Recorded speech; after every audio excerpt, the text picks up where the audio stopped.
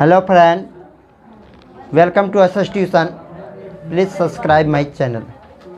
आज जो है हम लोग पढ़ेंगे हिंदी क्लास 12।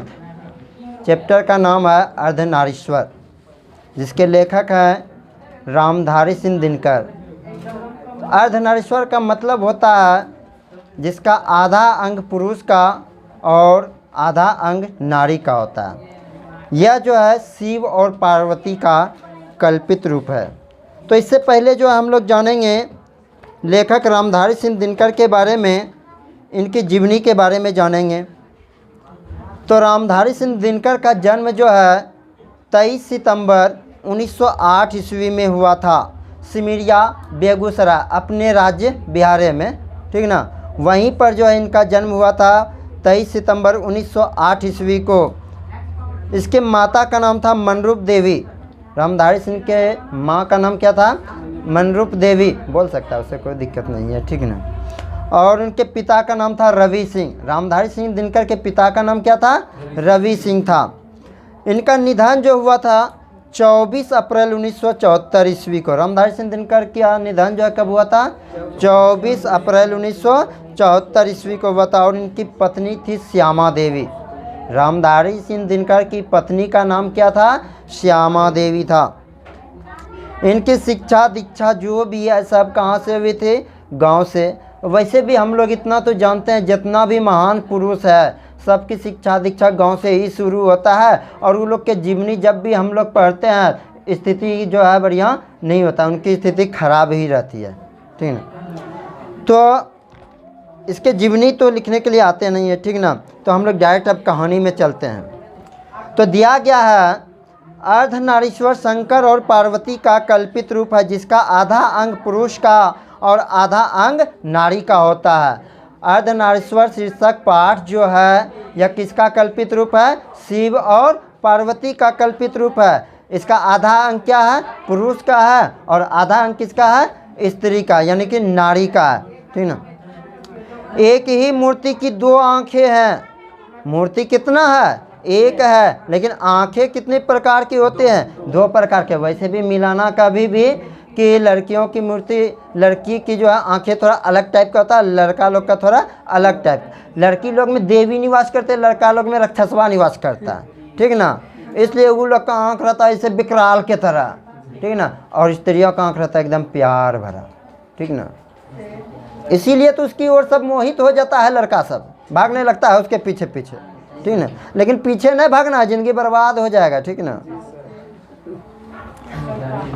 एक रसमयी और दूसरी विकराल, अभी बतलाया ना। एक रसमयी का मतलब क्या हुआ? अपनी ओर आकर्षित करने वाली आंखें होती है लड़कियों के, ठीक ना। एगो कहावत भी है, ये लड़कियों के बाल होते हैं, लड़कों के फंसाने के जाल होते हैं। इसलिए इस बाल के चक्कर में नहीं पड़ना है, ठीक है। इसलिए उसके आँखों के चक्कर में भी नहीं पड़ना है। एक ही मूर्ति की दो भुजाएं हैं। हाथ, शरीर एक है लेकिन हाथ दो है, लेकिन दोनों अलग अलग है। एक में त्रिशूल और एक में चूड़ी, ठीक ना। चूड़ी कौन? लड़का पहना है? शंकर भगवान। तब पार्वती जी। उंगलियां अलकत से लाल, चूड़ी भी पहनी हुई है, उंगली भी क्या है? अलता से रंगा हुआ। अलता तुम लोग जानता है? लड़की लोग जानती है, ठीक ना। जानती है अलता? नहीं जानती है। नाखून जो रंगाते नेल पॉलिश, अंग्रेजी में बोलो ये लोग को नेल पॉलिश, ठीक ना। हाँ, लाल हरा पीला डिजाइनदार एकदम ये लोग लगाती है। एवं एक ही मूर्ति के दो पाँव, दूगो पाँव भी है, सभ्य को दूगो पाँव होता है। एक जरीदार साड़ी, एगो नाम सुना होगा बड़ा जलीदार बा तो हार कुर्ती, है ना।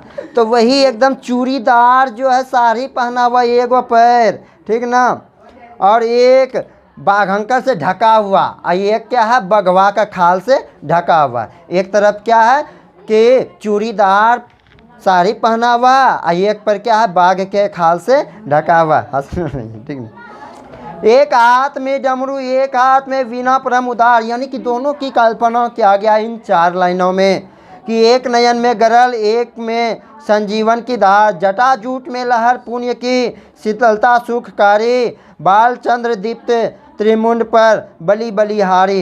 यानी कि बोला गया है कि एक हाथ में क्या है, त्रिशूल है, ठीक ना, तो एक हाथ में क्या है, वीणा है। यानी दोनों की कल्पना जो है इस प्रकार से किया गया है। तो इससे यह स्पष्ट होता है कि यह कल्पना शिव और शक्ति के बीच पूर्ण समन्वय को दिखाने को निकाली गई है। यानी कि यह जो है रूप दिया गया जो शिव पार्वती का, इसका मतलब क्या हुआ, यानी समन्वय। समन्वय का मतलब क्या हुआ, समन्वय का मतलब होता है संबंध। यानी शिव और पार्वती में कोई अंतर नहीं देखा जा सकता। यानी शिव के पास जो है पार्वती का गुण है और पार्वती के पास भी शिव का गुण है, ठीक ना, इसलिए दोनों के समन्वय को दिखाया गया है। यानी एक दूसरे का गुण जो आपस में क्या होते हैं, मिलते हैं।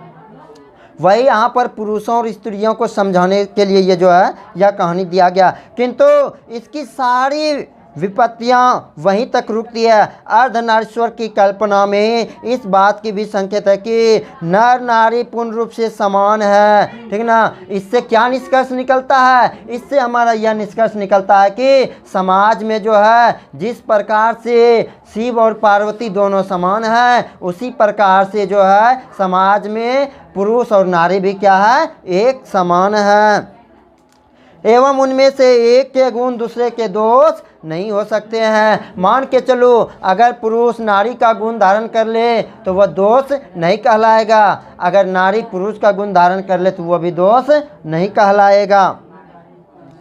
अर्थात नरों में नारियों के गुण आए तो इसकी मर्यादाहीन नहीं होती, बल्कि उनकी जो पूर्णता वृद्धि होती है। अगर हम लोग एक दूसरे का, पुरुष लोग अगर नारी का गुण धारण करेंगे, नारी लोग अगर पुरुष का गुण धारण करेंगी, ठीक ना, तो इससे क्या होगा, उनकी मर्यादा ही नहीं होती है, बल्कि उनकी बुद्धि में और विकास होता है, ठीक ना।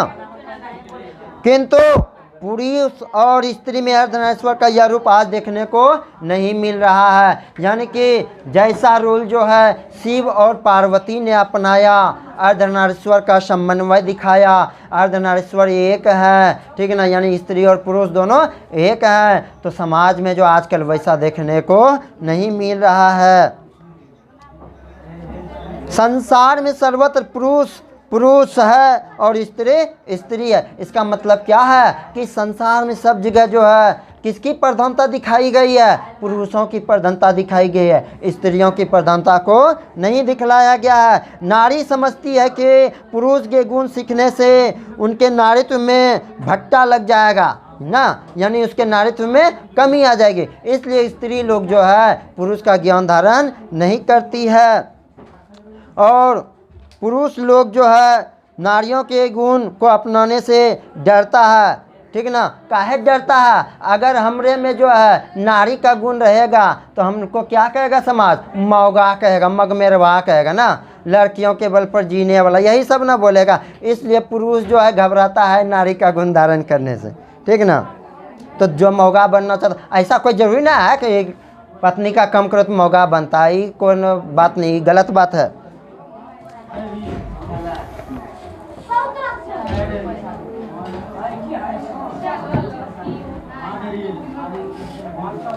स्त्री और पुरुष के गुण के बीच एक प्रकार का विभाजन हो गया। विभाजन का मतलब क्या होता है, बंटवारा। विभाजन का मतलब क्या होता है, बंटवारा।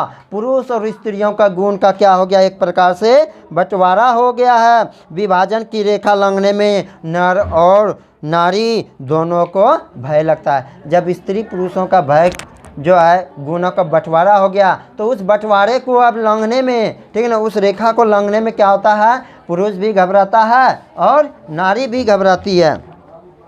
किंतु ऐसा लगता है कि गुणों का बंटवारा करते समय पुरुष ने नारी से उसकी राय नहीं पूछी, ठीक ना, राय नहीं पूछी। इसका मतलब क्या हुआ कि पुरुष लोग जो स्त्रियों पर ज़्यादा अत्याचार करने लगे हैं, ठीक ना। वो यहाँ तक कि उसका जीना मरना सब किसके हाथ में है, पुरुषों के हाथ में है, ठीक ना। वो मरेगी तो पुरुषों से पूछ कर, जिएगी तो पुरुषों से पूछ कर। इसलिए यहाँ पर कहा गया है कि जब गुण का बंटवारा हो गया था तो पुरुषों ने नारियों से जो है उनके बारे में पूछा नहीं था, उनके गुणों के बारे में कोई पूछताछ नहीं किया था। इसलिए जो है पुरुष क्या है कि अभी जो है उसी का राज चलता है, पुरुषों का ही राज चलता है नारियों के ऊपर।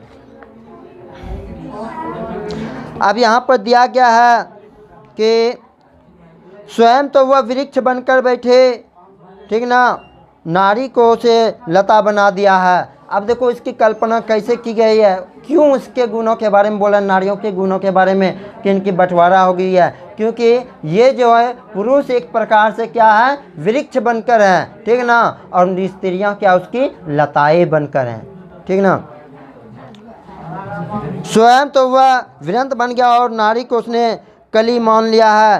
तब से धूप पुरुष और चांदनी नारी रही है, ग्रीष्म नर, वर्षा मादा रही है, ठीक ना। सर्दी गर्मी जो भी है, ठीक ना, धूप कौन बन गया है, पुरुष बन गया है, ठीक ना, और नारी क्या बन गई है, चांदनी, चांद बन गई है। गर्मी बन गया है पुरुष और वर्षा बन गई है स्त्री। विचार पति और भावना पत्नी है। कोई भी विचार करना हो तो किससे पूछा जाता है, पतियों से, पुरुषों से पूछा जाता है। और स्त्रियां क्या है, सिर्फ उनकी भावना है, उनके मन की बातों को हल्का फुल्का समझते, ठीक है। जहाँ भी कर्म का कोई क्षेत्र है, अधिकार की कोई भूमि है और सत्ता का कोई सीधा उत्स है, उस पर कब्जा नारी का नहीं बल्कि नर का माना जाता है। अब हम ही लोग जो हैं, कुछ भी होता है, घर द्वार के लिए लड़ते झगड़ते हैं, ज़मीन जायदाद के लिए लड़ते झगड़ते हैं, तो क्या उसके ऊपर कब्जा नारियों का देते हैं हम लोग, नहीं देते हैं। पुरुषों का, नारी से पूछने भी जाते हैं, कोई नहीं पूछता। सब पर किसका अधिकार है, पुरुषों का अधिकार है। नर है विधाता का मुख्य तंतु है, जो वस्त्र बुनकर तैयार करता है। नारी का काम है यह वस्त्र पर छींटे डालना। मतलब यह हुआ कि पुरुषों का काम क्या है कि वस्त्र बना कर देना, और उन वस्त्र पर डिजाइन करने का कार्य किसका है, तो नारियों का है। नर है, नवीन उधर देखो, नर है कुशल चलाने वाला बलशाली किसान, जो मिट्टी तोड़कर अन्न उपजाता है। नारी का काम दोनों का रोचना परोचना है, ठीक है ना। यानी पुरुषों का काम क्या होता है, पुरुषों का काम यह होता है कि खेत जोत कर जो अनाज को उपजाना, और स्त्रियों का काम क्या है कि उस अनाज को जो है मिट्टी से अलग करना, सूप से करे चाहे जैसे करे, ठीक है ना। तो यह काम क्या किसका होता है, स्त्रियों का होता है ना। फिर नर है नदियों का वेगमय प्रवाह, नारी उसमें लहर बनकर उठती गिरती है, ठीक ना। यानी पुरुषों को क्या माना गया है, नदी में जब लहर आता है, ठीक ना, तो उसका वेग माना गया, वो तेजी के साथ चलते रहता है, ठीक ना। और उसमें जो लहर उठता है, उस लहर को क्या माना गया है, नारी माना गया है। सिंहासन तो वस्तुतः राजा के लिए होता है, रानी उसके वामांग की शोभा मात्र है, ठीक ना। यानी कि तुम लोग जो है देखा होगा कभी भी, राजा महाराजा सब जो होता है उसके पास रानी भी बैठी रहती क्या, लेकिन सिंहासन किसके लिए, रानी के लिए बना है, नहीं, किसके लिए बना है, राजा के लिए बना है, ठीक ना। रानी का काम क्या है, उसको पंखा ऐसे ऐसे चलाते रहना, ठीक है।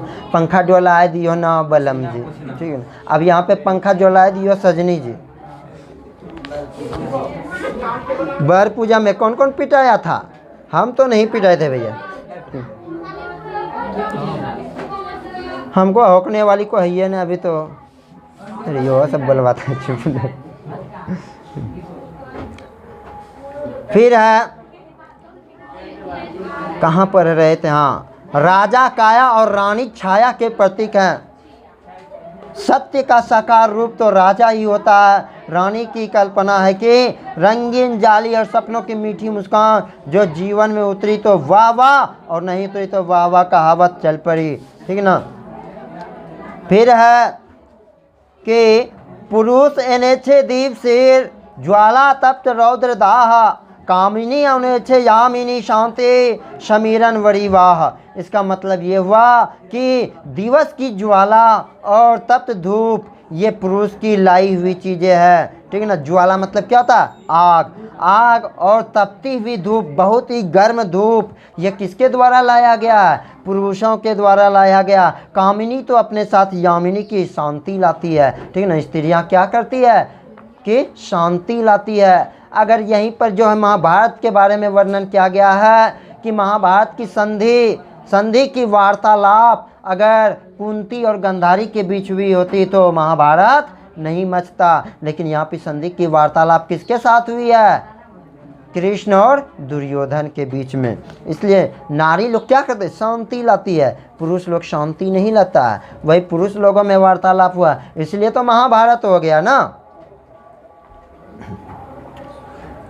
तो किंतु कवि की यह कल्पना झूठी है। यदि आदि मानव और आदि मानवी आज मौजूद होते तो ऐसी कल्पना में सबसे आश्चर्य उन्हीं को होता। यानी कि यह भी कहा गया है कि कवि जो यह बात बोल रहे हैं ये भी क्या है? झूठ है कि नारी शांति लाती है और पुरुष जो है धूप लाता है, गर्मी लाता, आग लाता है, ठीक है ना। क्योंकि आदि मानव जो होता है, आदि मानव समझता है आदिवासी समाज सब, ठीक है ना।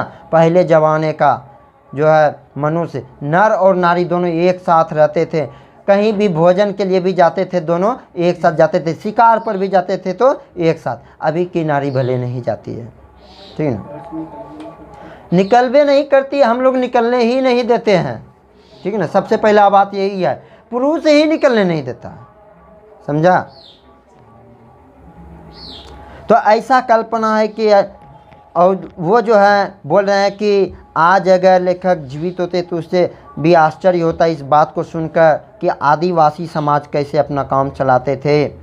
आपस में धूप और चांदनी बंटवारा हमने कभी नहीं किया था। ये बात कौन बोल रहा है? आदिवासी मानव सब बोल रहा है कि हम लोगों ने कभी धूप और चांदनी का बंटवारा नहीं किया है। हम तो साथ जन्मे थे, साथ धूप और चांदनी में, वर्षा और आतप में साथ ही घूमते थे, लेकिन आहार संचय को भी हम साथ ही निकलते थे और खाने पीने के लिए भी हम लोग क्या करते थे? हमेशा साथ ही निकलते थे। और अगर कोई जानवर हम पर टूट पड़ता था तो हम उनका सामना क्या करते थे? एक साथ करते थे।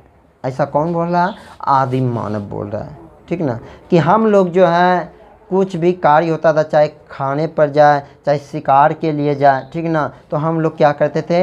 एक साथ सामना करते थे। अगर मान के चलो जंगल में कोई जानवर भी मेरे ऊपर टूट पड़ा तो हम लोग उसका सामना क्या करते थे? एक साथ, पुरुष और नारी दोनों एक साथ मिलकर करते थे। उन दिनों नर बलिष्ठ और नारी जानवर हम पर, नारी इतनी दुर्लभ नहीं थी। यानी उस समय ऐसा वर्णन नहीं किया गया था कि पुरुष बलशाली होता है और नारी क्या होती है? कमज़ोर होती है। नारी को कमज़ोर बनाया कौन? तो हम लोग कमज़ोर बनाने वाले हैं, ठीक ना। हम लोग घर से निकलने ही नहीं देते हैं तो उसकी ताकत का अंदाज़ा क्या लगेगा? हाँ, ताकत का अंदाज़ा लगता होगा उसके पति को, ठीक है ना। जब 2-3 थाप खींचती होगी ना रोज़, तब पता चलता होगा कि नारी कितनी शक्तिशाली होती है, ठीक ना। भले भी यह शादी नहीं की है ना तो रोज़ मार खाने मिलेगा, ठीक ना। तो काहे ना मारेगी? लॉकडाउन में कितना जो है पतिदेव मार खाया होगा पता न, सब्जी उब्जी काटा होगा, हाँ खूब खाया होगा। तो भले लॉकडाउन के पहले मेरा शादी ब्याह नहीं हुआ नहीं तो हम तुम लोग को पढ़ाते थोड़े, सब्जी क्या काटता, तब तो वही खेसरिया वाला गाना चलता मेरा, ठीक है ना। आज वो थोड़ी चलता पबजी आलू सब्जी, ठीक है ना।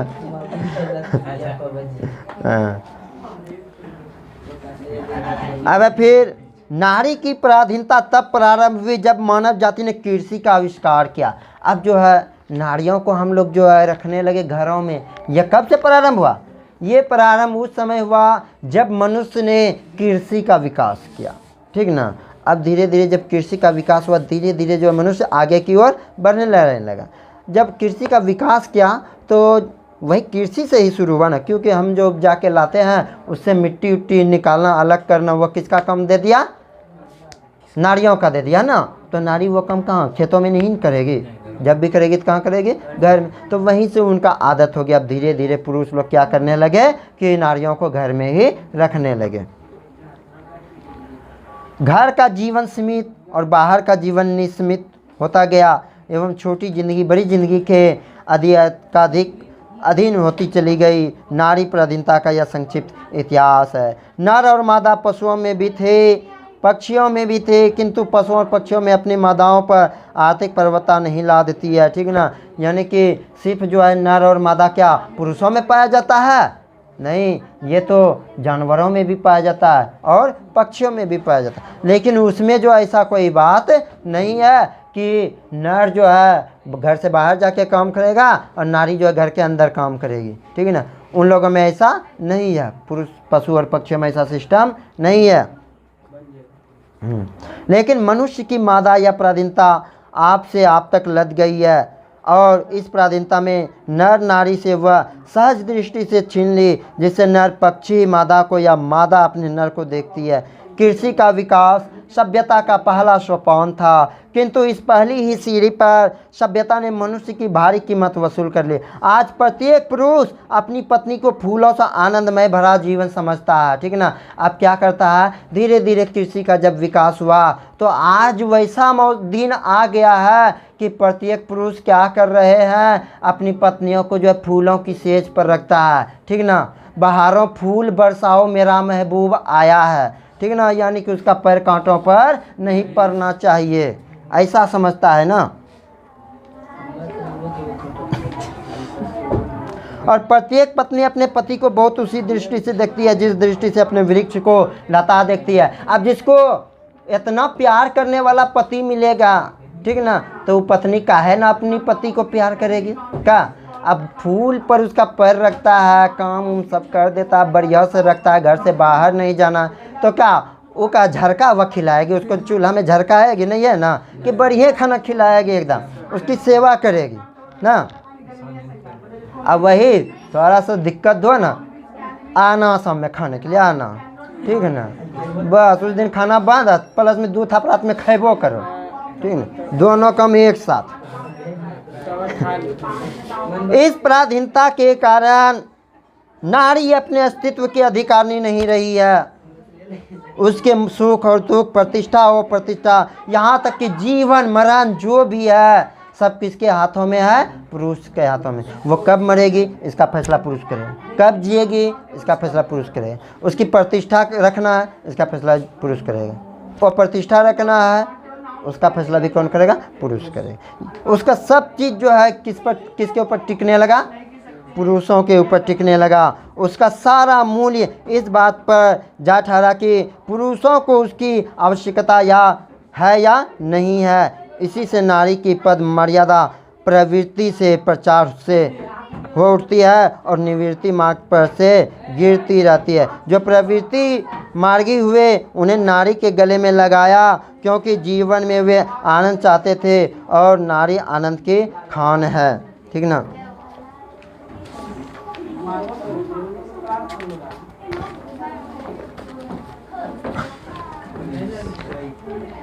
निवृत्ति मार्ग निकलने वाले उन्हें जीवन के साथ नारी को भी अलग धकेल दिया जाता है। प्रवृत्ति मार्ग में क्या होता है कि पुरुष जो है नारियों को साथ लेकर चलता है, और निवृत्ति मार्ग में क्या होता है कि पुरुष नारियों को धक्का देकर भगाता है, ठीक ना। यानी अलग रखता है, हट के रो, ठीक है ना। जैसे तुम लोग एक ठोक करता होगा, ठीक है ना, चल साइड ले तो जैसे बहुत तेज है, ठीक है ना। क्योंकि नारी उसके किसी काम की चीज़ नहीं है। कौन? ऐसा पुरुष समझता है, हट तो हमरा कौन काम है, चल भाग यहाँ से, तो इसमें ढेरी आवे थे जाइए। प्राचीन विश्व में जब वैयक्तिक मुक्ति की खोज मनुष्य जीवन की सबसे बड़ी साधना मानी जाने लगी, तब झुंड के झुंड विवाहित लोग संन्यास लेने लगे और उनके अभागिन पत्नियों को सिर पर जीवित वैद्य का पहाड़ टूटने लगा। जरा उन आंसुओं की कल्पना कीजिए जो उन अभागिनों की आंखों में बहते होंगे, जिनके पति परामर्श लाभ के लिए उनका त्याग कर देते हैं, ठीक ना। जरा उस बेबसी को भी ध्यान से देखिए, लाइए जो अनुभूति से उठती होगी, ठीक ना। मतलब ये हुआ शादी ब्याह करके तो ला लेता है, लेकिन कुछ दिन मतलब रहता है, उसके बाद कोई मतलब नहीं, तो अपनों काम हम अपनों काम करें, ठीक ना। तो उस समय नारी की बेबसी को हम लोग नहीं देखते हैं। तो इसके माध्यम से यह समझाया गया है कि पुरुष जब भी लड़ाई झगड़ा करने जाता है तो वो ये नहीं सोचता है कि हमारे पीछे जिनका सिंदूर बहने वाला है उनका क्या होगा। सिंदूर बहने वाला का मतलब क्या हुआ कि हम अगर मर गए लड़ाई झगड़े में, ठीक ना, तो वो विधवा हो जाएगी, वो किसके ऊपर रहेगी फिर, ये पुरुष सोचता नहीं है, सीधा मार करने चल, आज जगह ये देना है एकदम। और उसके पीछे जो है ना स्त्रियां भी साथ देती है, हाँ आज चलो तो चलो, आज छोड़ना है नहीं, एकदम गाली गलौज के साथ एकदम दे रही है दंदनादन। उसको भी फिक्र ना है कि ये मर जाएगा तो मेरा क्या होगा। उस समय किसी को ये बात का जो है ध्यान नहीं रहता, सिर्फ लड़ाई करने से मतलब रखता है।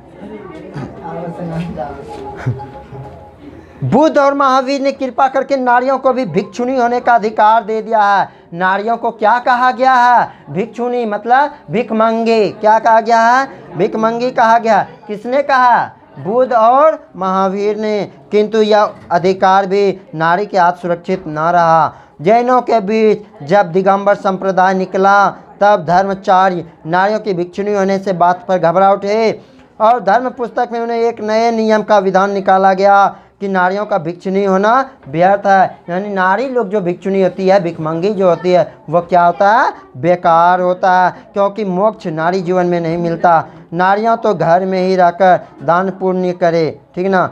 यानी कि बुद्ध और महावीर का कहना था कि नारी लोग जो है घर में ही रहकर क्या करे, दान पुण्य करे।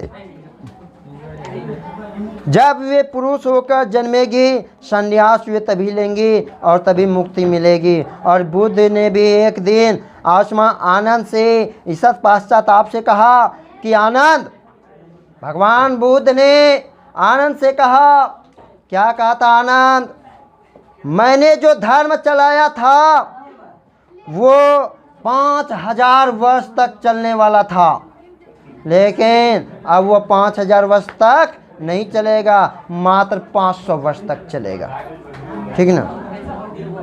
धर्म साधक महात्मा साधु नारियों से भय खाते हैं। विचित्र बात तो यह है कि इनमें कई महात्माओं ने ब्याह भी किया और फिर नारियों की निंदा भी की। करीब साहब एक दोहा मिलता है, बहुत सारे महात्मा होते हैं, क्या करते हैं, शादी ब्याह कर लेते हैं और संन्यास ले लेते हैं, चल जाते हैं जंगल की ओर, ठीक ना, साधु बन जाते हैं। लेकिन वो इसके पीछे ये देखता है कि हम जिसके शादी किए हैं उसका क्या हाल होगा, वो तो अपना सन्यासी जीवन बिता रहा है। वो साधु साधु नहीं है, वो चोर है, ठीक ना। इसलिए सत्संगी बोल लो खतरनाक होता है, वो पूरा जीवन बिता देता है सत्संग करने में, ठीक ना। अब उसके पीछे उसके परिवार है, उसके बारे में वो सोचता ही नहीं है, ठीक ना। जैसे भगवान बुद्ध हुआ, महावीर स्वामी हुआ, ये सब गया था ना त्याग के अपने बेटे और पत्नी को। गुस्सा नहीं लग रहा है तुमको? तो एक दोहा है, नारी तो हम हूँ करे तब ना क्या विचार, जब जानी तब परिहरी नारी महाविकार। मतलब ये हुआ कि नारियों की यह अवहेलना हमारे अपने काल में तक पहुँच गई है। बनारस शाह ने नारी को अहेरी और नर को अहेरन माना है। इसके अनुसार जो है नारी को क्या कहा गया है, अहेरिन, नागिन, जादूगरनी कहा गया है। नारी को क्या कहा गया है, अहेरिन, नागिन और जादूगरनी कहा गया। लेकिन पुरुषों को भी नाग, अहेरन, जादूगर कहा गया है, ठीक ना, क्योंकि पुरुषों में तो नारियों से भी अधिक यह सब गुण पाया जाता है, नाग वाला, ठीक ना।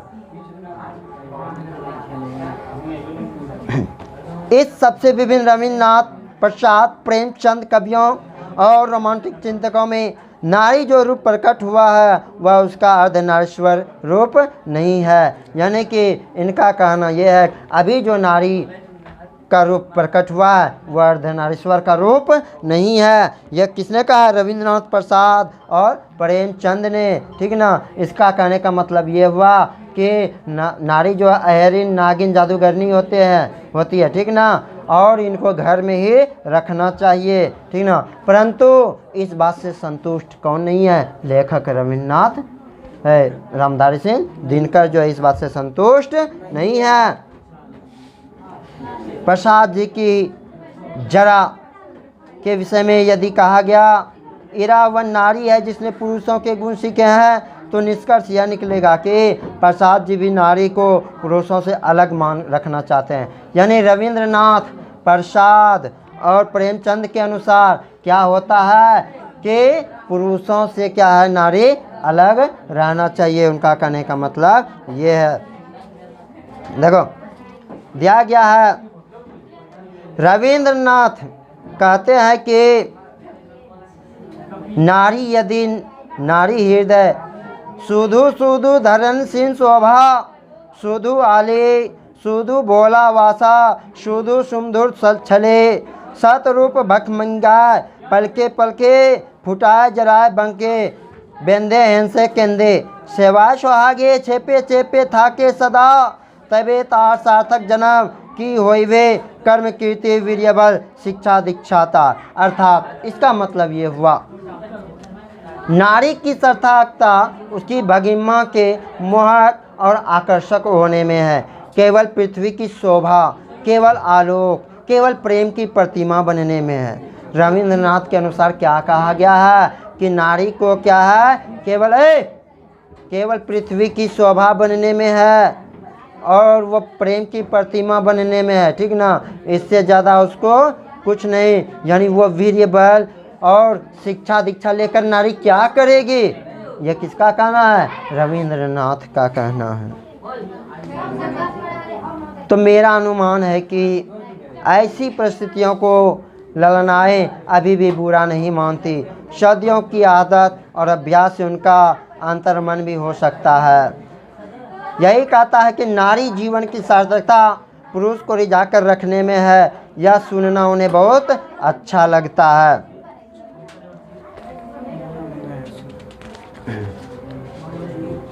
बाकी का है तो हम लोग कल पढ़ेंगे। आज क्लास यही समाप्त करते हैं।